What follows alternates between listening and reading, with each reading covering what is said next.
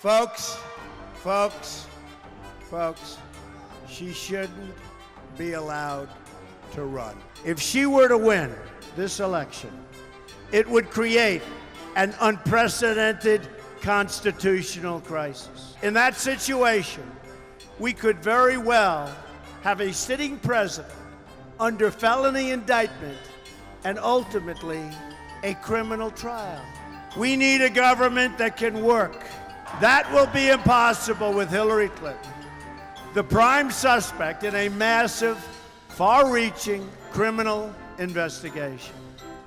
Her current scandals and controversies will continue throughout her presidency and will make it virtually impossible for her to govern or lead our country. Yeah, that didn't age well.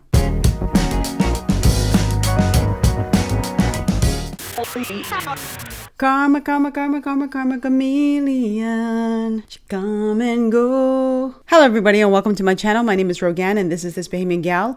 On my platform, I do social commentary and reaction videos. I encourage my audience to have private conversations in public. Okay, so before I get started, I want to send a special shout out to all of my channel members, every single last one of you. The list is just growing. The numbers are just growing. So I just want to thank you so much for your lovely notes in the comment section, your lovely DMs, and of course, your financial support to this channel. If you are someone who's been watching for weeks, months, or years, and you really like what I'm doing and you want to continue supporting financially, please consider becoming a channel member. All the details are down below in the description box. Okay, let's talk. So a recent poll by the Morning Consult shows that 49% of independents and 15% of Republicans think Donald J. Trump should drop out of the presidential race. This is after he was found guilty of falsifying business records to cover up hush money payments that he felt would affect his 2016 presidential bid. That poll also found that most of the registered voters approved of the decision to convict Donald J. Trump. However, while the people agreed with his guilty verdict, they believe he should get probation rather than jail time. That poll also revealed a deep distrust in the criminal justice system, with 3 out of 4 Republicans saying that the verdict made them feel less confident in the system. Now, I don't know if you guys have been watching the news like I have, but ever since that conviction was handed down, it seems more and more people are coming out calling this whole system a farce. Many of them feel like it was overblown. Some of them felt that this was merely a misdemeanor that was trumped up to be a felony, and they're speaking out against it. Now, I'm going to get into my thoughts and my feelings about Donald Trump running in spite of his conviction, but I think it's important to hear what people are saying about this entire process. And it's not just the Republicans who are speaking out. Oh no. We've got some liberal Democrats who are coming out and saying that they are really frustrated by the way this entire process has played out. So we're going to get into that. Let's start with Alan Dershowitz, who is a Harvard law professor. He's also the author of Get Trump, and he was on Fox Business News recently. So let's hear what he has to say. Before we get into the legal details, I just want to take a quote from Rich Lowry, a very non-lawyerly quote about what we saw over this past week, and then get your reaction. He wrote, "The charges were rigged. The prosecution's presentation of the case was rigged." We just heard the president talking about that word rigged. "The judge's management of the case was rigged. The gag order was rigged. And the instructions to the jury were rigged." Is that fair? 100%. I want to say right now, I side with President Trump's assessment of the judicial system more than President Biden's assessment. I'm a liberal Democrat. I voted for Biden. Biden is dead wrong. We should not respect the legal system that is rigged. In my book, Get Trump, I predicted months before this case ever came to trial that it was a foregone conclusion there'd be a conviction. A biased judge, a biased jury, a biased prosecutor, a man who ran for office on the theory of let's find the crime to prosecute Trump for, and they couldn't find the crime, so they made it up. We're now a day after the verdict.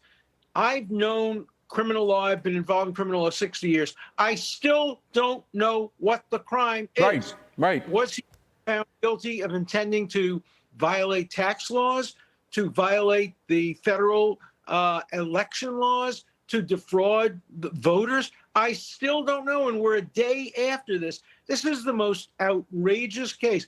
You know, everybody knows the quote from Lavrenti Beria, the head of the KGB, and Stalin, when Beria said to Stalin, "Show me the man and I'll show you the crime." No, I'll find you the crime. Find you the crime, yeah. Tried to find the crime, and he couldn't. So he made up the crime. He took it a step further than Stalin and Lavrenti Beria.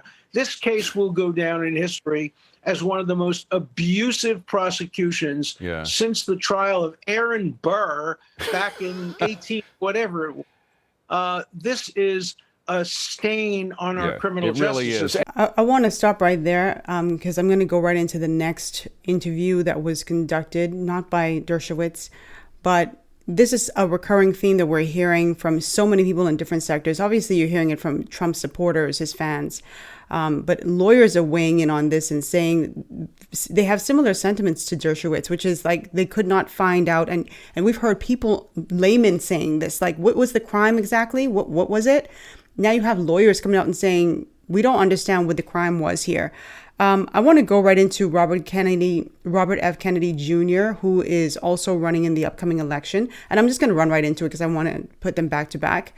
And he is Trump's adversary. He is running against him in the upcoming election. And I don't know what it is, but, you know, when someone who is your adversary is speaking out, and he's not speaking in favor of Trump so much as he's saying that this whole process is very scary, I tend to incline my ear to those people more than anybody else, because if anything, if he really had it in for Trump, he would be joining the bandwagon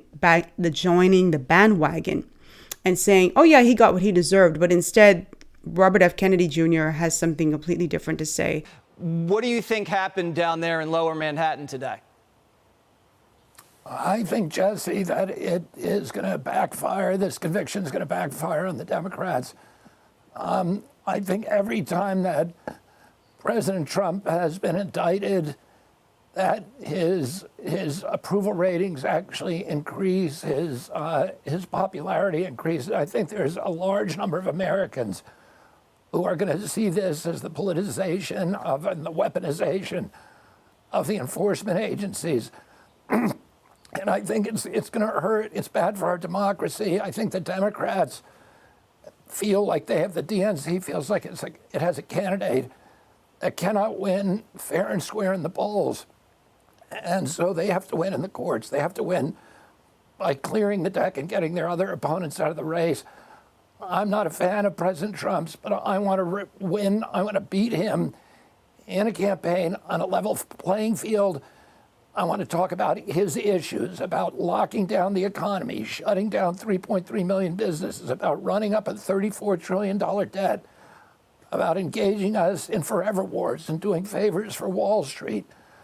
I don't want to beat him in a courtroom. I think it's not good for our country, and I think it's really going to backfire on the Democrats. Well, I think maybe you have a little bit more honor than the sitting president, that's for sure. Your uncle was the head of the DOJ, and then eventually was ensnared in similar vicious, elite, and very dangerous circles, your father and your uncle. Do you see any similarities with what's going on now today? Well, my father was the Attorney General. You know, his first week in office, he called up in 1961, he called in all the division heads and the bureau chiefs of the Department of Justice, and he said, rule number one, politics is out the window. We never prosecute based upon politics. We never ask whether somebody's Democrat or Republican. The reason he did that was because he understood how important it is for our country, the American people, to have faith that the judicial system is neutral, that all of us need to respect it. If we start believing that it's politicized, it's terrible for our country. And that's one of the reasons prosecutors, even when there's a case against a former president, like there was with President Nixon and many, many others, that they usually err on the side of caution, of not bringing it, because we risk making ourselves look like a third world country, like a banana republic, where nobody really actually runs the election. If there's somebody who's going to run against you, you get rid of them one way or another. Yeah, I couldn't agree more. You see this in a lot of third world countries, a lot of developing nations, as they call them now, where political opponents they're disposed of in one way or another, sometimes violently. And you certainly don't want to go down that route. RFK Jr., I think he's spot on about the fact that I feel like the Democrats, and this has been said in many spheres, the Democrats are very aware that they have a candidate who is weak in Biden, and he's very unpopular right now. And I do think that they're very gleeful, many of them. I mean, even if you watch the pundits on television who are more left-leaning, they're very gleeful about the fact that Trump has seemingly gone down, even though he is still eligible to run for president of the United States. They're happy that he was dealt this blow, and they're hoping that this will be the death knell, I suppose, to his running. To RFK Jr.'s point, I wouldn't want it that way. I wouldn't want the judicial system weaponized in any sort of way just so a candidate can be ousted from a race. I think that's a very dangerous thing. And then also the precedent that you're setting too, when the Republicans, whenever they gain office again, then it's going to be a witch hunt against the Democrats. It's going to be this ping pong effect that goes on in perpetuity. So I think, we really have to stop. Now, I'm not saying anybody should be above the law. That's not what I'm saying. No one is above the law as far as I'm concerned, except, although that's the way it should be. But we realize, in reality, there are many people that are above the law. I'm sure there are many, many presidents, I'm sure of it, who have taken part in felonious activities. They just weren't convicted, and that's the difference. So let's talk about the unintended consequences that Trump's conviction has caused. Number one, you see this galvanized support for him now. There are people who say that they are lifelong Democrats or they were recent Democrats, and they're now saying that they're going to vote Republican because they don't like what's happening with Trump. You have a lot more people who are not only paying attention to his campaign more, but attending his rallies and also donating to his campaign. I think after his conviction, he got $58 million in donations from people around the country, which is massive. That's a whopping figure, almost 60 million. It might be much higher by the time you watch this video. But there are people who are contributing because they really say that they don't like what's happening with him and they want to support him. They want to see him as the next president of the United States. Trump's team has said that it would appeal. There are folks who believe that the appeal could be a long shot. He is sentenced to be, or rather he is set to be sentenced in July 11th, if I'm not mistaken. And we don't know what his sentencing could look like. He could get jail time or he could get house arrest. The jury is really out right now. So we'll have to wait until next month to see what happens. Well, as it's been mentioned before, Trump's conviction does not bar him from becoming president of the United States. He can still run and people can still elect him. But here's my question, and it's a very serious question and one that I think people really, truly need to set their personal feelings aside and consider. And so this is my question. Do you think that it's appropriate to have a convicted felon occupying the highest office in the land? I know that the Republicans and the Donald Trump fans and supporters are going to be in their feelings about this, right? But I just need you to just stop and really think about this for a second. When I think of the President of the United States, the leader of the free world, there are certain images that come to mind. I want that individual to be a model citizen. I don't expect them to be perfect because nobody is perfect. None of us is perfect. But I do expect a model citizen, someone that kids can look up to, that adults can say, there goes a good woman or there goes a good man. I don't know that convicted felon is one of those things that I think about. But knowing that the next president of the United States has a mugshot floating out there somewhere doesn't sit well with me. As a felon, Donald Trump would be banned from 37 countries, including some of our allies, the United Kingdom and Canada, and his beloved China. He wouldn't be able to just go to those countries anymore because they do not allow felons in. He would have to get special privileges and exceptions made for him to come over if they have to engage in diplomatic talks, or he would have to send his second in command as vice president or some other diplomat. That's something to consider, to seriously consider. I doubt that Canada and Australia and the UK would be like, nah, son, you can't come and hit us on the Zoom. They would give him an allowance to come in. But I mean, I think about it from the perspective of you and me. If we were regular people who had, who had convictions and we were felons, we wouldn't be able to go to these countries. I don't know. I just think I'd want my president to be able to have free reign to go wherever he or she wants to go without having to have special privileges or exceptions made. That's something to consider. Trump was a guest on Fox News discussing the possibility of jail time, and he said that he felt that his supporters would reach a breaking point if he were sent to jail.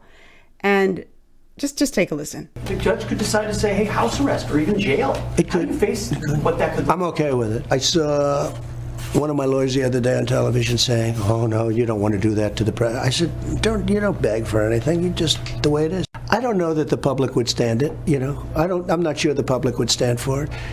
With a if they tried house arrest or I think it would be tough for the public to take.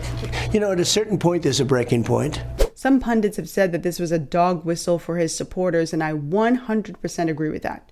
I 100% agree with that. That definitely was a sign to his supporters. And this is so incredibly dangerous because we saw how words have some serious power. We saw that in 2021, in January 2021, when we had that riot on the U.S. Capitol. And he says, I didn't tell anybody what to do. But people are, again, listening for cue words, things that, let's go and defend our president. Let's go defend, democracy. They're going out there, they're listening to what he is saying, and they're acting on these words. So him saying, I think that would be a breaking point for a lot of people. I think people would be disappointed, but I don't think that anybody should go out there and riot or fight or cause any violence or anything like that. One of the things that I've always admired about American politics is that you guys are able to just go to the polls peacefully, quietly, cast your ballots and move on, and you accept the results. Or in the last couple of years, some people don't accept the results, but violence wasn't an ingredient. It wasn't a part of the landscape. And now it seems like we're descending in that direction. And that's a very scary thing for me to witness. So I do think that was indeed a dog whistle. I 100% agree with them on that. Anyway, here's my question of the day. Now that Donald Trump is a convicted felon, should he withdraw from the upcoming election? And for those of you who do plan to vote for him, if he withdraws, do you have a backup candidate? You don't have to say who it is, but do you have someone in mind as for who you would want to vote for, who you'd want to cast your ballots for? Let us know down below in the comments section. Also, because this is another thing we have to consider, would you vote at all, or would you just sit it out? Would you sit this election out if Donald Trump is not on the ballot come November? Anyway, answer all those questions down below and let me know what you think about everything that was said here today from the individuals who were featured and some of the things that I said, of course. Well, if you've reached the end of this video and you enjoyed it, please give it a big thumbs up down below. And of course, drop your comments down below. Share this video with friends and family who you think might enjoy it. And if you like videos like this, be sure to watch these videos next and also check out my social commentary playlist. I love you, and I will see you all next week. Bye. Mwah.